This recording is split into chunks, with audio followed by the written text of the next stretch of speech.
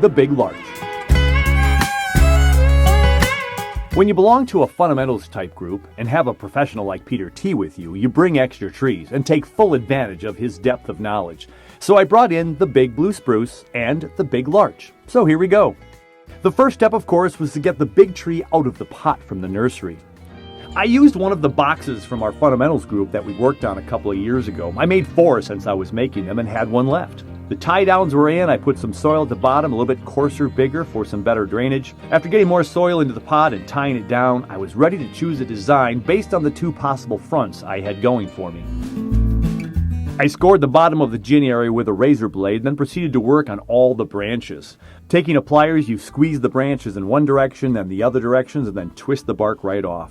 This can be a bit messy with pines, all the sap, so gloves are recommended, but it's a little bit harder to grab those trunk pieces and get them off the bark. If you don't take it off when it's alive though and full of sap and water where it's easy to take off, it's much harder if you don't do it at that time. I also broke off the top of the trunk to split it and give it a little bit more character. The bottom of the gin area will be where we let the new growth fill a bit of the top and hide some of that gin and form some kind of an apex. Exactly what kind of apex, not quite sure yet. Remember, you can always cut off the gin, but it's hard to put branches back on.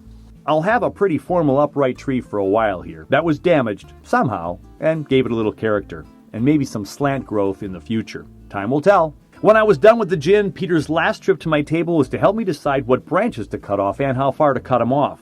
And again, with Peter T, you typically cut a lot off. As you can see, we cut a lot off.